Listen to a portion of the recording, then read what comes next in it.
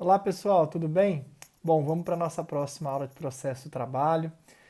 Na aula passada nós começamos a falar dos ritos processuais, nós falamos do rito ordinário, né, um pouquinho dele, nós vamos estudar durante o curso todo, nós falamos do rito sumaríssimo e falamos também do rito sumário, né, do rito de alçada.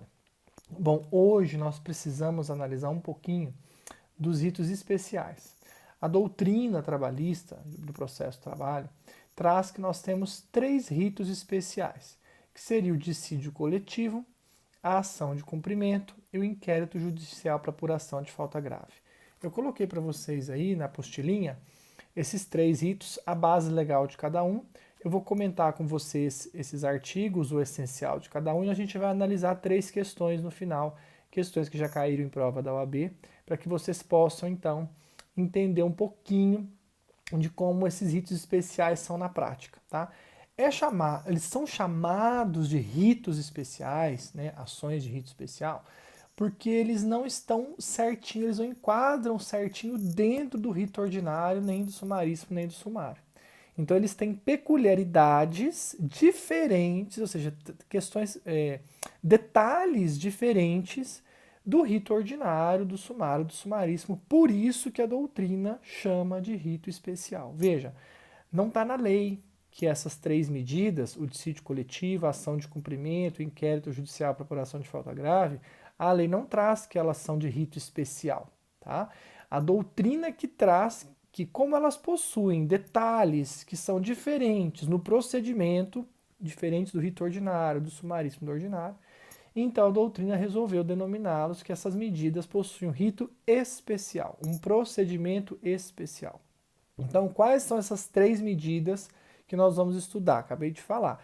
O dissídio coletivo, a ação de cumprimento e o inquérito judicial para apuração de falta grave. São essas três medidas. Eu vou comentar o procedimento delas, quando que elas cabem, como que elas se processam, para que vocês possam entender um pouquinho o do porquê que são chamadas de rito especial. Bom, vamos começar com o dissídio coletivo.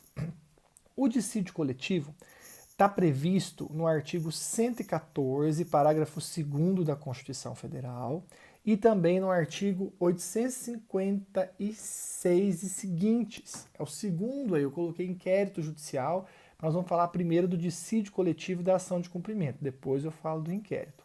Então, o dissídio coletivo, ele tem previsão no artigo 114, parágrafo 2º da Constituição Federal e no artigo 856 e seguintes da CLT. Quando que cabe um dissídio coletivo? O dissídio coletivo, como o nome já fala, é uma discussão que envolve a coletividade. Então, dissídio coletivo, as partes do dissídio coletivo vão ser os sindicatos, né, sindicato profissional versus sindicato patronal, ou sindicato profissional versus uma empresa, né, ou federação versus federação, ou confederação versus confederação. Então, os envolvidos no dissídio, as partes de um dissídio coletivo, são sindicatos, ou federações, ou confederações. Ou, no caso, o sindicato profissional pode propor também instaurar um dissídio coletivo em face de uma empresa. Então, esses são os legitimados, né, para fazerem parte de um dissídio coletivo. Por isso que chama coletivo, porque esses órgãos, sindicatos, federação, confederação, quem teve aula comigo ano passado, lembra que eles fazem parte da organização sindical. Então eles são representantes, eles são substitutos processuais dos seus associados.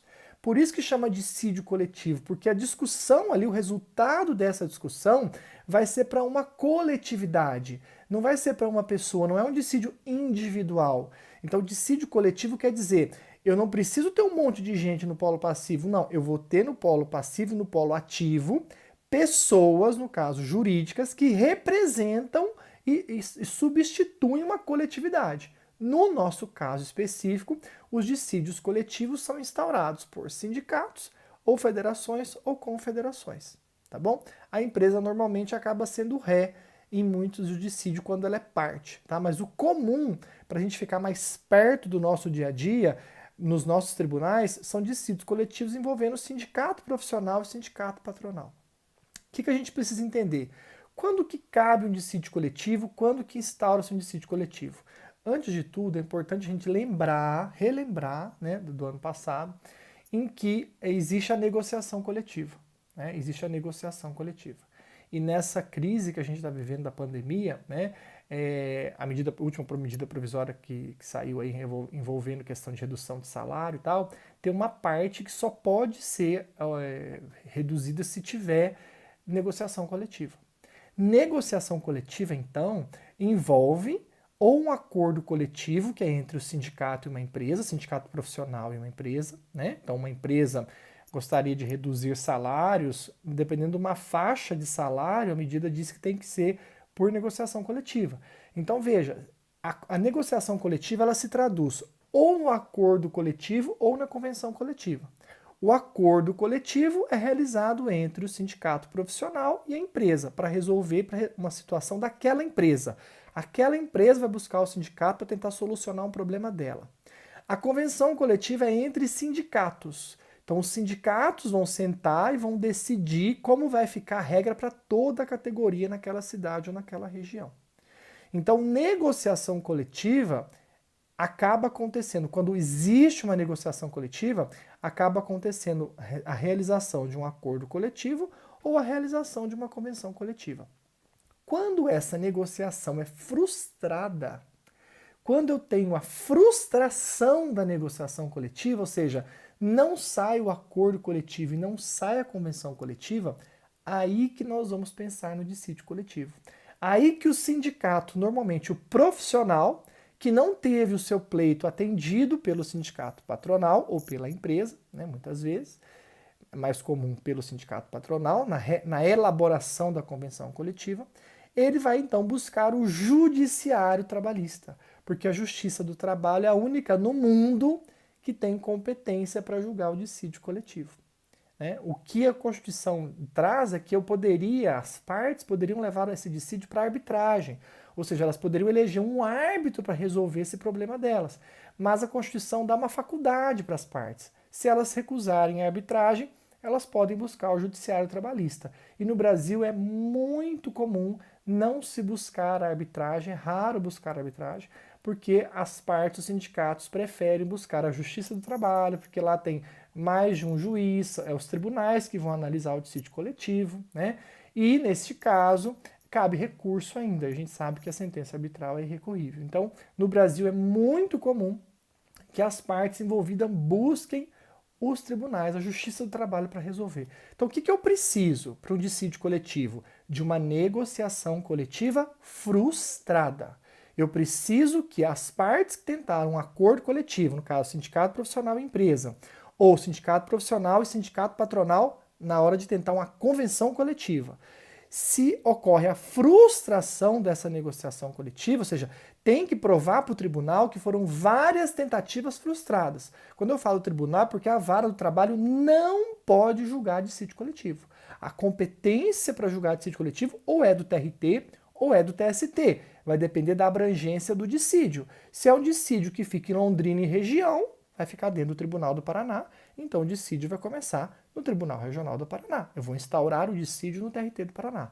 Agora, se é um dissídio que envolve, por exemplo, a Confederação dos Bancários resolve fazer um dissídio coletivo, envolve mais de um tribunal regional, envolve praticamente o país inteiro. Então aí eu não posso instaurar um dissídio no TRT, porque um TRT não pode julgar e decidir algo que vai vigorar em outro TRT. Aí eu tenho que buscar o TST. Então, onde eu vou propor o dissídio coletivo? Ou no TRT ou no TST.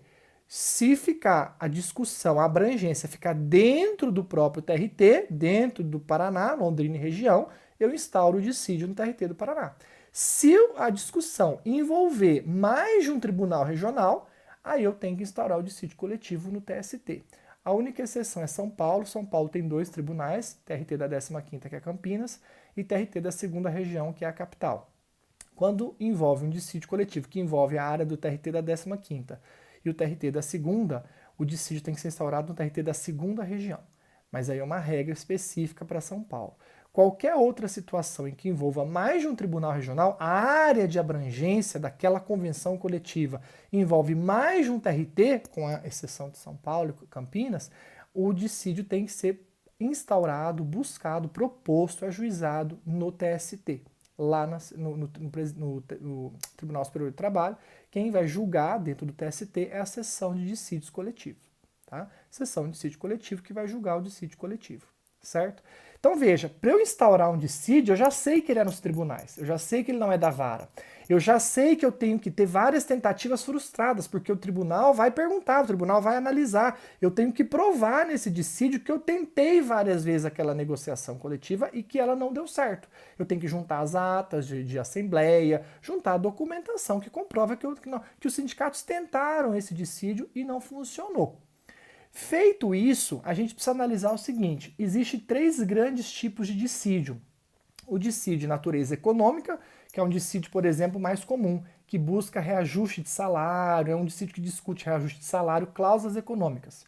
Um dissídio de natureza jurídica, que é o que busca interpretação de uma cláusula, ou seja, os sindicatos estão discutindo, estão brigando, porque eles precisam interpretar uma cláusula e está havendo divergência nessa interpretação, tá? E um dissídio de greve, quando ocorre uma paralisação, uma greve, né, é possível, se não houver um consenso, e a greve, principalmente, foi uma atividade essencial para a população, é possível ser instaurado um dissídio de greve. Então, existem 3, e o TST fala de outros dissídios, mas esses 3 são os principais. Eu preciso que vocês saibam que existe a possibilidade de ser instaurado um dissídio de natureza econômica, um dissídio coletivo de natureza econômica, um dissídio coletivo de natureza jurídica e um dissídio coletivo de natureza de greve.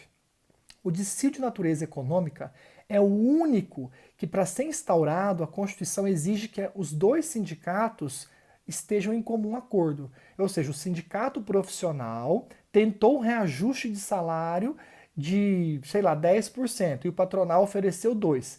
E eles tentaram negociar e não deu. Tá? Então os sindicatos não chegaram a um consenso. Para o sindicato profissional instaurar um dissídio coletivo de natureza econômica no tribunal, ele precisa da anuência do aceite do sindicato patronal. Se ele não conseguir esse aceite, se ele não conseguir o mútuo consentimento, né, a concordância tácita, o mútuo consentimento, o que acontece? Ou o comum acordo do outro patronal, o dissídio estará extinto. O tribunal não vai aceitar esse dissídio. Então, o que acontece nesse caso? Aí acaba acontecendo as greves. Aí no dissídio de greve não precisa do mútuo consentimento, do comum acordo. Aí ele pode ser instaurado, né? Mas o dissídio de natureza econômica, ele precisa, então, de 2 requisitos para ser ajuizado, para ser instaurado nos tribunais. Que haja várias tentativas frustradas de negociação, várias tentativas para realizar um acordo ou uma convenção coletiva que não funcionou, né? E eu preciso provar que os 2 sindicatos aceitaram a discussão, ou seja, que o sindicato profissional vai instaurar o dissídio como autor e o sindicato patronal aceitou ser o réu e discutir isso na justiça. E aí, o sindicato patronal vai ser citado, né, já o aceite dele já foi dado, e aí eles vão discutir na justiça. É algo que é possível, porque o sindicato patronal também precisa ter uma segurança. Então, muitas vezes, ele aceita a discussão, ele tem que aceitar essa discussão, porque aí é o judiciário que vai decidir. Não vai ficar na decisão deles ali, porque não chegou num consenso. Então, o judiciário vai decidir. Tá? Se ele se recusar, não vai poder instaurar o dissídio de natureza econômica, ele sabe que pode gerar greve e outros problemas. Então, o dissídio de natureza econômica, que é o mais comum, que é o que discute cláusulas econômicas, principalmente reajuste de salário, ele precisa que o autor do dissídio, que normalmente é o sindicato profissional, prove as várias tentativas de acordo frustradas, né? Tem que ser várias tentativas, né? E precisa provar que a outra parte que o sindicato patronal aceitou. Feito isso, o dissídio segue. O dissídio de natureza jurídica e o de greve não precisa do aceite do outro, não precisa do comum acordo, não precisa do mútuo consentimento.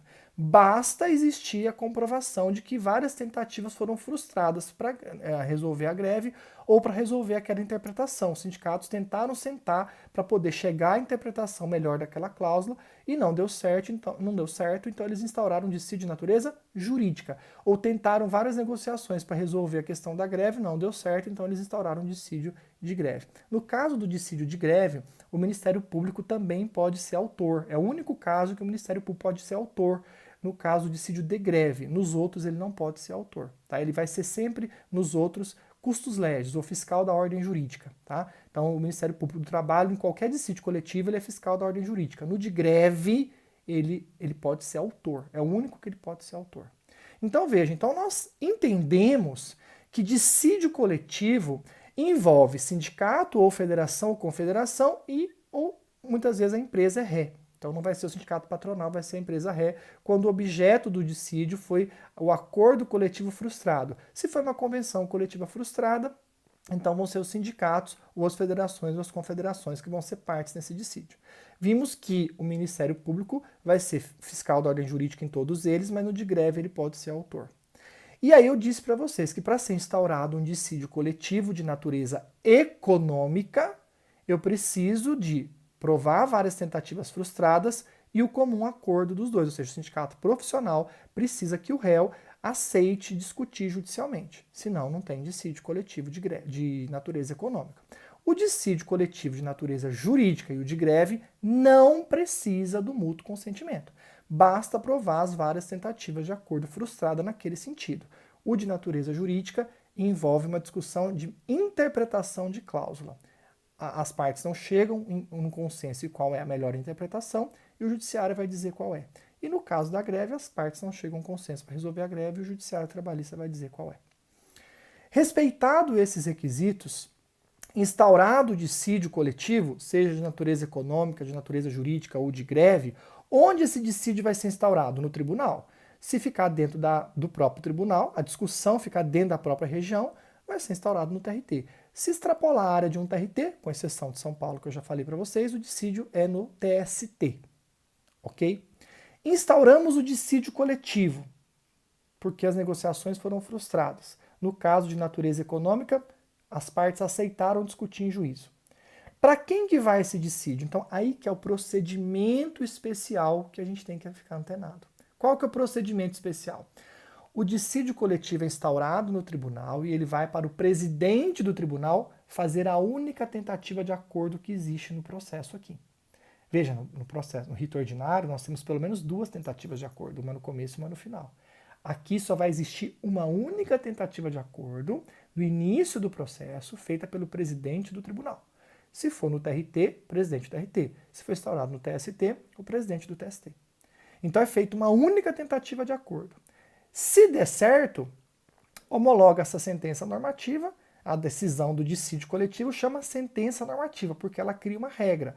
Ela vai vigorar como lei entre as partes, já que o judiciário tem que decidir. O judiciário, então, ao decidir, aquela decisão vai virar uma lei entre as partes. A natureza da sentença do dissídio coletivo é normativa, é natureza de lei entre as partes. Por quê? Porque o que se discute no dissídio coletivo não tem previsão legal.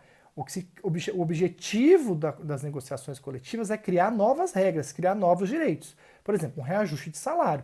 Não está na lei falando qual é o percentual. Se tivesse, o problema estava resolvido. Então, quando você instaura um dissídio e o judiciário diz que o reajuste é aquele, então aquela sentença normativa vale como lei para as partes. Todo mundo tem que cumprir. Todas as empresas têm que pagar aquele reajuste para aquela categoria. Tá? Então veja, instaura-se o dissídio, o presidente do tribunal tenta o acordo, se der o acordo, homologa, e aí nós temos uma sentença normativa que veio de uma homologação de um acordo. Se não der acordo, o presidente do tribunal encaminha, no caso dos TRTs, para as turmas. Acho que São Paulo é o único que tem uma seção de dissídio coletivo especializada dentro. Aí vai para a seção especializada. Por exemplo, no TST, o presidente do TST tenta um acordo, não deu certo, ele encaminha o processo para a sessão de dissídio coletivo, julgar o dissídio coletivo.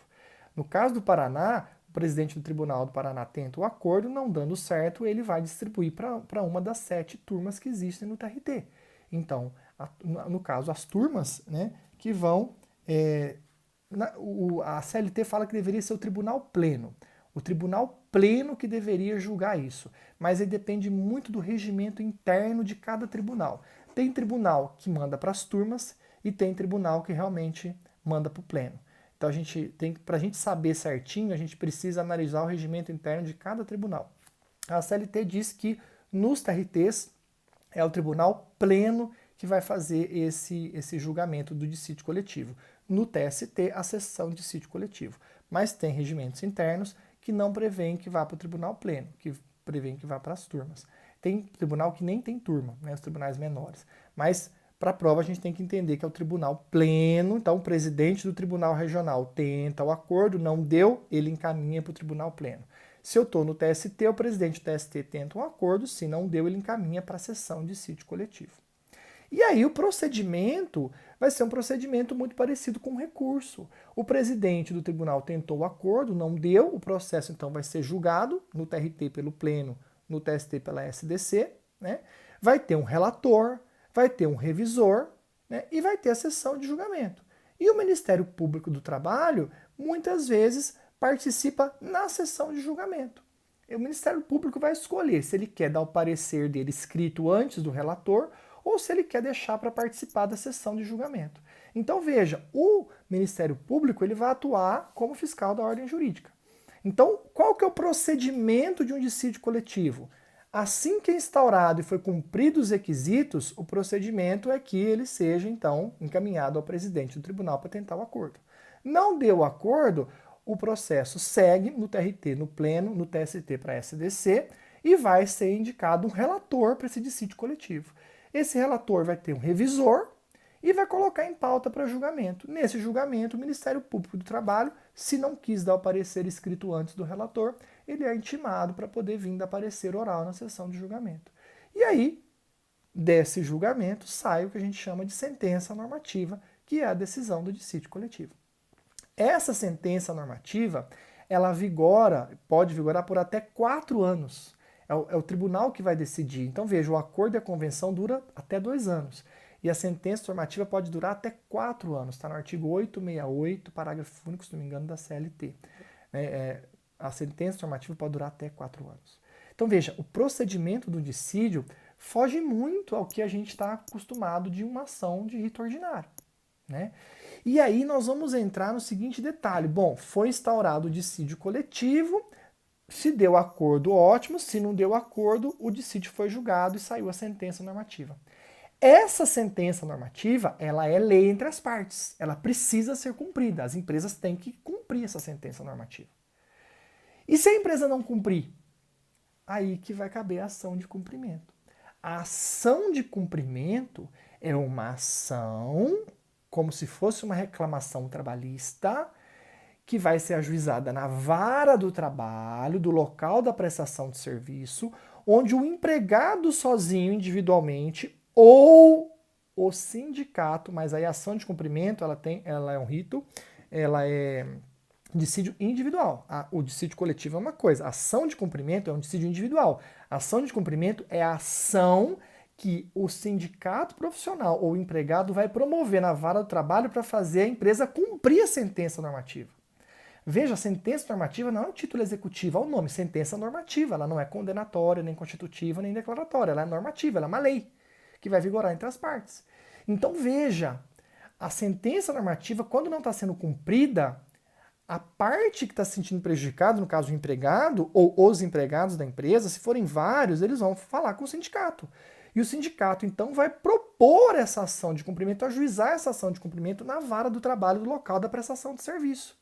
E vai fazer o quê? Vai pedir o cumprimento dessa sentença normativa. Aí sim, o cumprimento é a condenação da empresa em pagar o reajuste. Então aí o juiz do trabalho vai dar uma sentença condenatória, onde a empresa vai ser condenada a pagar esse reajuste para os seus empregados. E aí sim, a ação de cumprimento vai ter uma sentença condenatória que vai poder ser executada na vara do trabalho. Então, a ação de cumprimento é uma ação chamada de rito especial porque eu não preciso provar com testemunha que a empresa está deixando de pagar o reajuste para mim. Basta na ação de cumprimento eu juntar a sentença normativa. Se não teve dissídio, pode ser uma convenção coletiva. A empresa não está cumprindo a convenção coletiva. Eu junto o instrumento normativo, ou o acordo coletivo, ou a convenção coletiva, no nosso caso, a sentença normativa, que veio da decisão de um dissídio coletivo, junto esse documento, mostro para o juiz qual é a cláusula que a empresa não está cumprindo e peço a condenação dela. Eu vou precisar ouvir testemunha? Não. É uma ação em que eu mostro apenas qual é a regra de direito que está sendo violada. Por isso que é um rito especial. O juiz vai tentar um acordo, não dando o acordo, ele vai dar a sentença e vai condenar a empresa, se realmente ficar claro que a empresa não cumpriu aquela cláusula da sentença normativa, ou do acordo coletivo, ou da convenção coletiva. Tá? A ação de cumprimento é uma ação que serve para exigir o cumprimento de um dos 3 instrumentos normativos que nós temos no direito do trabalho: o acordo coletivo, a convenção coletiva ou a sentença normativa. Então é muito comum a ação de cumprimento de sentença normativa, porque a empresa não quer cumprir, ela fica revoltada com a sentença normativa, e aí ela não cumpre, aí o sindicato profissional, sabendo que a empresa não pagou aquele reajuste que ficou determinado em sentença, ele vai na vara do trabalho representando todos os empregados daquela empresa e propõe uma ação de cumprimento em face daquela empresa. Né? E aí ele junta a sentença normativa, mostra a cláusula que não foi cumprida e o juiz então tenta um acordo, não dando o acordo, a vara do trabalho condena a empresa a pagar e aí os empregados vão poder executar essa sentença, cada um vai poder executar essa sentença ali nessa ação de cumprimento. Tá? Então a ação de cumprimento está prevista no artigo 872, parágrafo único. Por isso que eu quis falar do dissídio coletivo primeiro. Por quê? Porque a ação de cumprimento é muito comum, é muito usada de sentença normativa que não foi cumprida, ou seja, da decisão do dissídio coletivo que a empresa não cumpriu.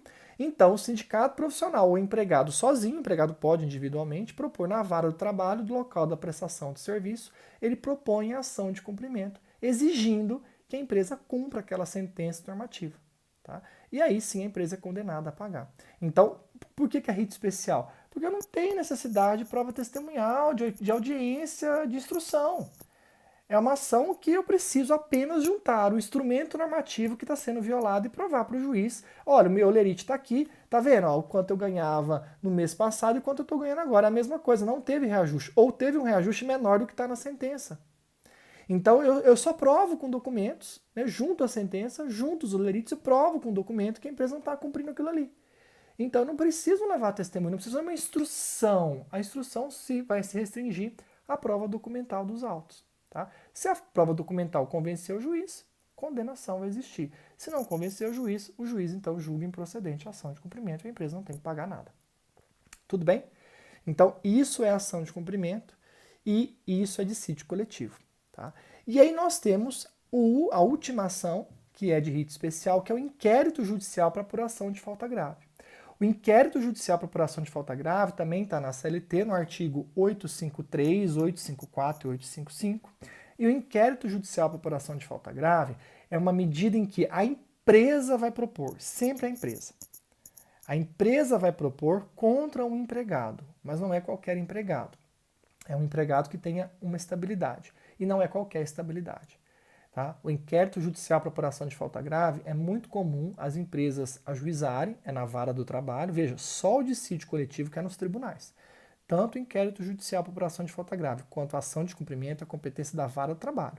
São dissídios individuais. Então, ação de cumprimento é dissídio individual e inquérito judicial para apuração de falta grave é dissídio individual, de propositura na vara do trabalho.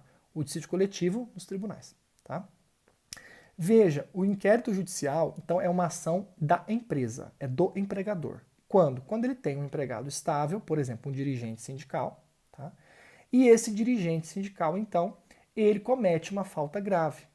A legislação, o TST na súmula 379, súmula 379 do TST, diz que se o dirigente sindical cometer uma falta grave, ele não pode ser mandado embora por justa causa.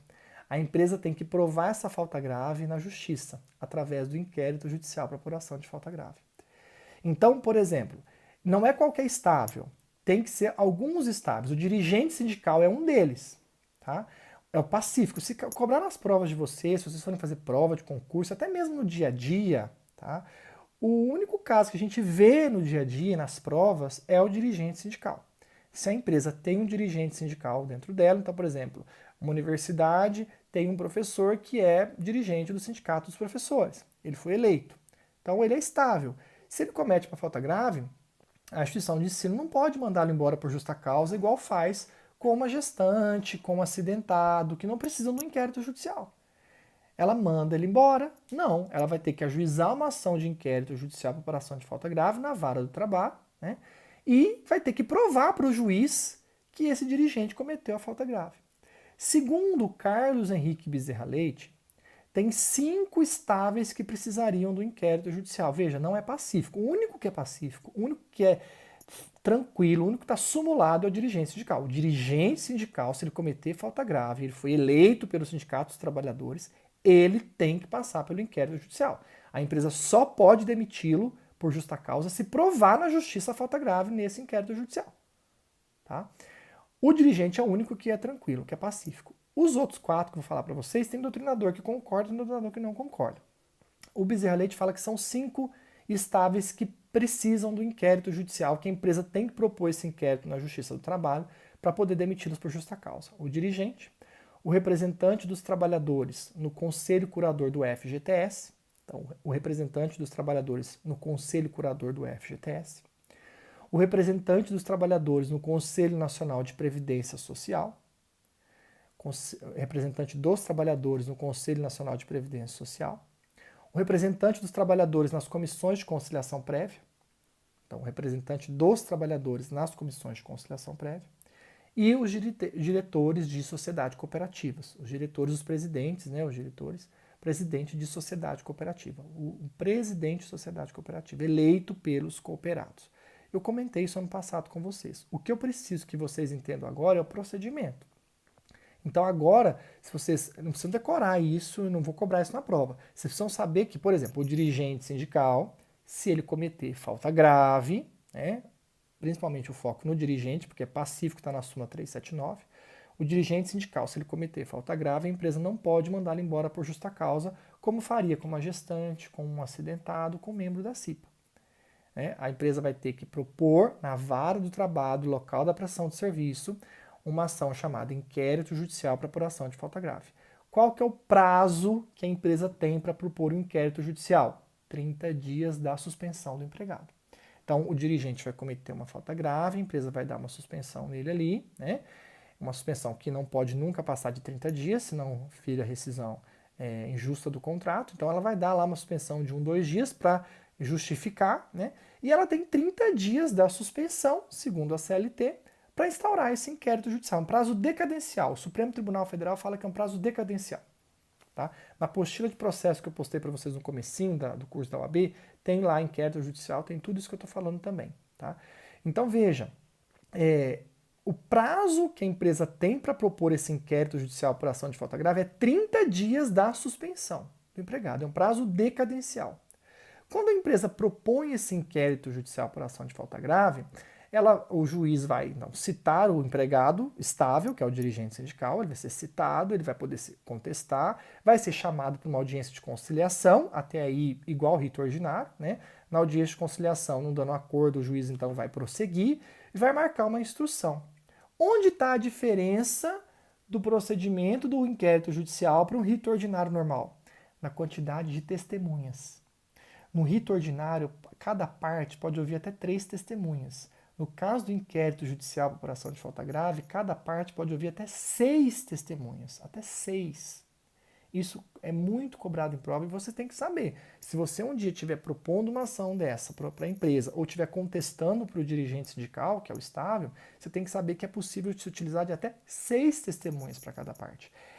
O fato de poder utilizar mais testemunhas e muitas vezes acabar tendo mais de uma audiência de instrução, porque às vezes o juiz não vai dar conta de fazer uma audiência de instrução ouvindo 12 testemunhas, ele vai ter que fracionar. Isso a doutrina fala que gera um rito especial, gera um rito um pouco diferente do que o rito ordinário.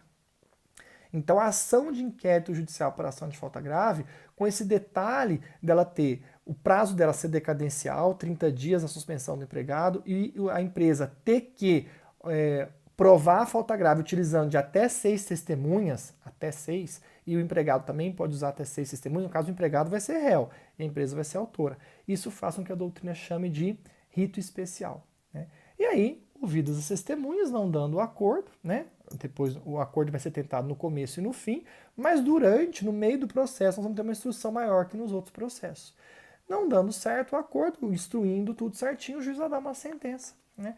E essa sentença ou vai ser de procedência, para realmente a empresa rescindir o contrato por justa causa com o dirigente, não ter que pagar nada para ele, ou uma sentença de improcedência, mandando a empresa reintegrar esse dirigente, ou se o juiz entender que é desaconselhável, mandando a empresa indenizar esse dirigente todos os meses de estabilidade que ele teria desde o dia que ele foi afastado até o final da estabilidade.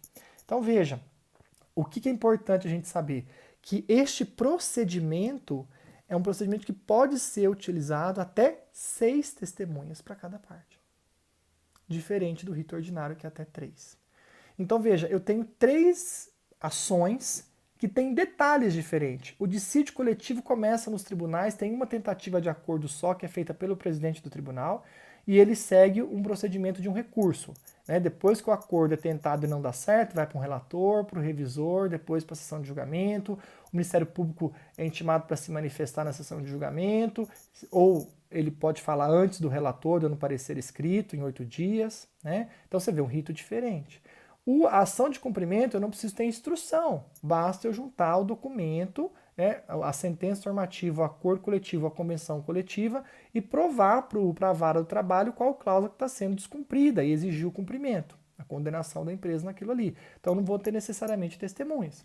E o inquérito judicial é muito parecido com a reclamação trabalhista, tem um rito muito próximo do rito ordinário, mas as partes podem lançar mão de até 6 testemunhas,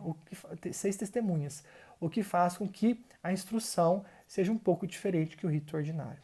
Então, essas três medidas a doutrina chama de rito especial. Tá? Se vocês tiverem alguma dúvida, vocês vão mandando para o WhatsApp. Eu coloquei aqui 3 perguntas para a gente resolver. Tá? Então vamos para essas 3 perguntas, para vocês entenderem como que fica. A questão 1 diz assim, ó.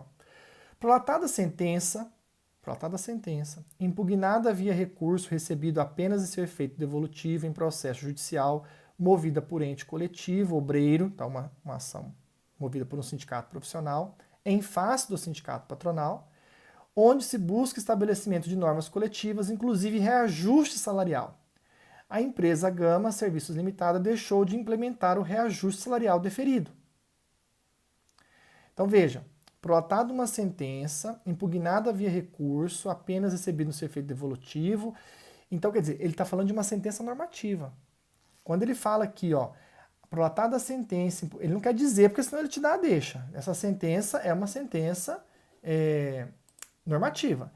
Impugnada via recurso, recebida apenas em efeito devolutivo, em processo judicial movido por ente coletivo obreiro. Ente coletivo obreiro é o sindicato profissional. Em face do sindicato patronal. Então, uma sentença que veio de um dissídio coletivo entre um sindicato profissional e um sindicato patronal. Ele faz essas palavras só para te confundir, para não te dar de graça a questão. Então, tem uma sentença normativa que veio num processo que foi movido pelo sindicato profissional, que é o ente coletivo obreiro, em face do sindicato patronal, onde foi colocada aqui uma cláusula, uma discussão de reajuste de salário. A empresa Gama deixou de implementar o reajuste salarial deferido. A empresa Gama não pagou o reajuste. Não pagou o reajuste. Isso é uma pergunta de OAB, tá, gente? Não foi eu que montei, não, tá? Sabendo-se que tal sentença foi prolatada em 5 de julho de 2009 e o recurso interposto ainda não foi apreciado, quer dizer, essa sentença normativa tem um recurso no tribunal, tá? Mas esse recurso ainda não foi julgado. E o efeito só foi devolutivo, o recurso não teve efeito suspensivo. Então a sentença está valendo imediatamente. A sentença normativa está valendo imediatamente, porque o recurso que o sindicato interpôs não teve efeito suspensivo, teve efeito só devolutivo.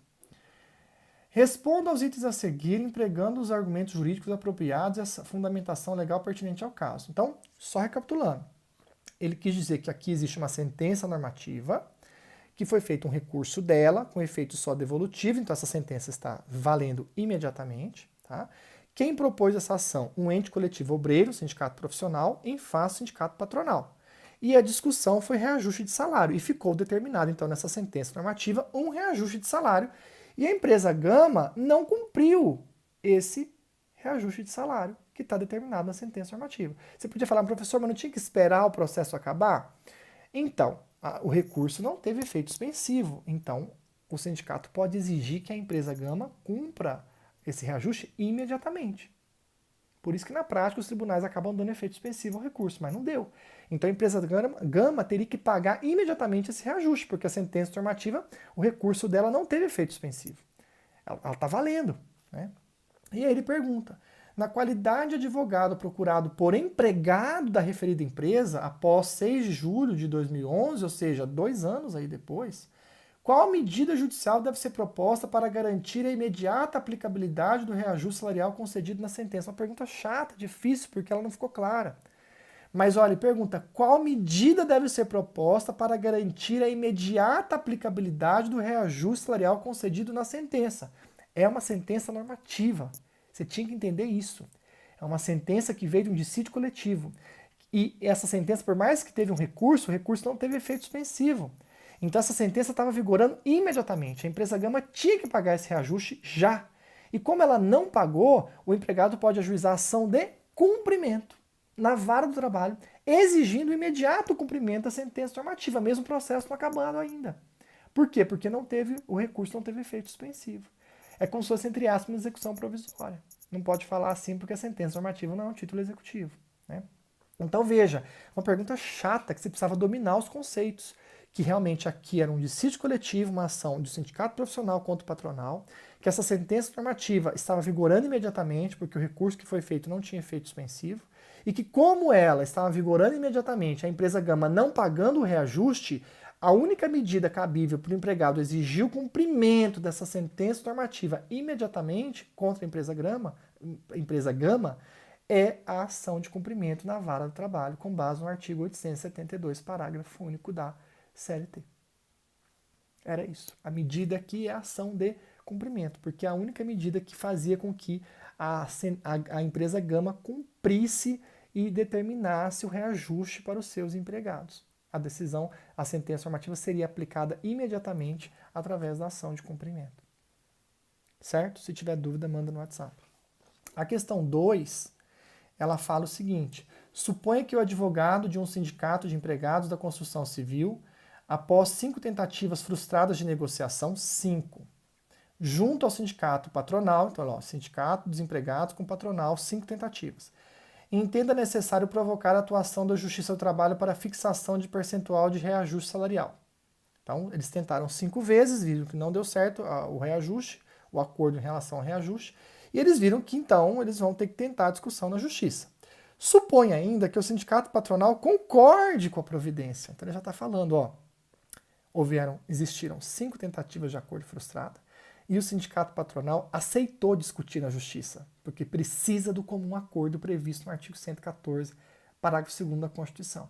Então ele deixou claro que aqui há várias tentativas frustradas e há o comum acordo. Então supõe que o sindicato patronal concorde com tal providência. Então ele concorda com o profissional de que eles vão ter que discutir na Justiça. Em face dessa situação hipotética, responda de forma fundamentada as seguintes indagações. Que ação deverá ser proposta? Ora, se o sindicato profissional e patronal tentaram 5 vezes e não deu certo, e o sindicato patronal concorda discutir na Justiça, a ação é o dissídio coletivo. É o dissídio coletivo previsto no artigo 856 da CLT e no artigo 114, parágrafo 2º da Constituição, porque eu provei as várias tentativas de acordo frustradas e provei o mútuo consentimento, como um acordo entre as partes. Então, dissídio de natureza econômica. Não precisa falar da natureza, ele só perguntou qual a ação. Dissídio coletivo. Tá? Dissídio coletivo. Que órgão do seu trabalho terá competência para o julgamento da matéria? Ele falou sindicato. Então, se é sindicato, a gente presume que é o TRT. É o Tribunal Regional do Trabalho. É o artigo 678, inciso 1, a linha A da CLT. Aos tribunais regionais, quando divididos em turmas, compete ao Tribunal Pleno, especialmente, letra a linha A, processar, conciliar e julgar originariamente os dissídios coletivos. Então, o artigo 678, inciso 1, a linha A da CLT, traz que é o TRT que é o órgão competente para julgar. E ele pergunta, quem será o responsável legal para atuar em nova tentativa conciliatória? Veja, eles já tentaram 5 vezes. Agora, quando instaurado na Justiça, quem vai tentar o acordo? O presidente do TRT. Lembra que eu falei que é os presidentes dos tribunais que fazem a única tentativa de acordo? Isso está no artigo 682, né, inciso 5.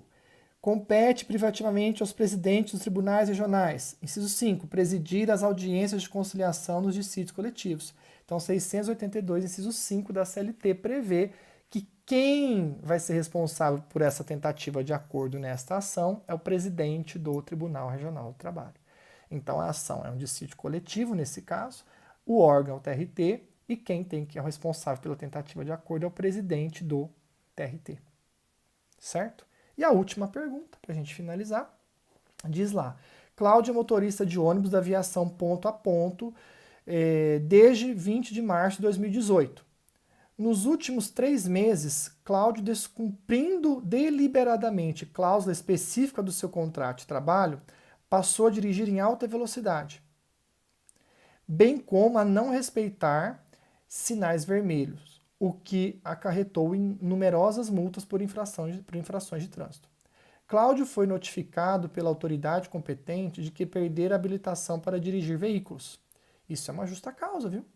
Se eu sou profissional e perco a habilitação por dolo, intencionalmente, dá justa causa. A empresa consultou você como advogado sobre a medida que deveria adotar em relação ao contrato de Cláudio, considerando que não tem interesse em mantê-lo como empregado. Veja, Cláudio é motorista, e aí ele coloca na letra B, a letra B. Nas hipóteses de Cláudio ser dirigente sindical, veja, o Cláudio é motorista, ele deliberadamente agiu de forma errada, foi doloso, foi intencional. Ele deveria ser mandado embora por justa causa. A letra B está questionando aqui. A letra A era uma questão que não envolvia o que nós estamos falando aqui, tá? Por isso que eu pus só a B. Na hipótese de Cláudio ser dirigente sindical, que medida jurídica processual você deverá adotar para implementar a dispensa do empregado? Eu sou advogado da empresa, a empresa tem um motorista que é dirigente sindical e cometeu falta grave dolosamente e perdeu sua habilitação. Eu preciso demiti-lo por justa causa. O que eu vou fazer? Se ele é dirigente sindical, segundo a súmula 379 do TST, eu vou ter que ajuizar a ação de inquérito judicial para apuração de falta grave, com base no artigo 853 da CLT e na súmula 379 do TST, podendo me utilizar de até 6 testemunhas para provar que o Cláudio realmente então agiu de forma dolosa, que ele perdeu a habilitação profissional de forma dolosa e que ele praticou a justa causa que está lá no 482, a linha M, se não me engano, da CLT, que é uma das últimas hipóteses de justa causa que a reforma trabalhista colocou. Então veja, aqui fica muito fácil, né? Na hora que ela fala que ele é dirigente sindical, deixou claro na questão que ele cometeu uma falta grave, que ele perdeu a habilitação profissional, que ele foi intencional em fazer essas multas, em ter essas multas, né? Ele foi intencional nisso. Fica claro que a medida é o inquérito judicial, porque você é advogado da empresa e ele é dirigente sindical. Então não tem outra saída senão a empresa propor, dentro de 30 dias, a suspensão, que é um prazo decadencial, na vara do trabalho, do local da prestação de serviço, a ação de inquérito judicial para apuração de falta grave em face do Cláudio. Certo?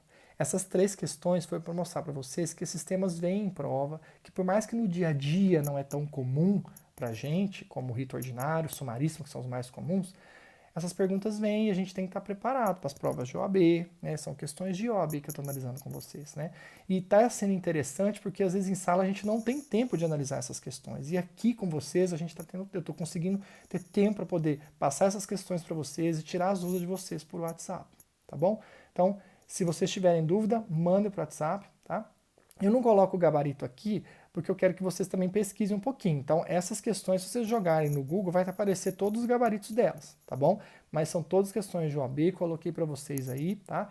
Espero que vocês tenham entendido bem. Então, é um exemplo de cada questão. Uma de ação de cumprimento, uma de dissídio coletivo e outra de inquérito judicial. Tudo bem? Até mais, até a próxima aula. A gente vai começar atos, termos e prazo, um novo tema. Até mais.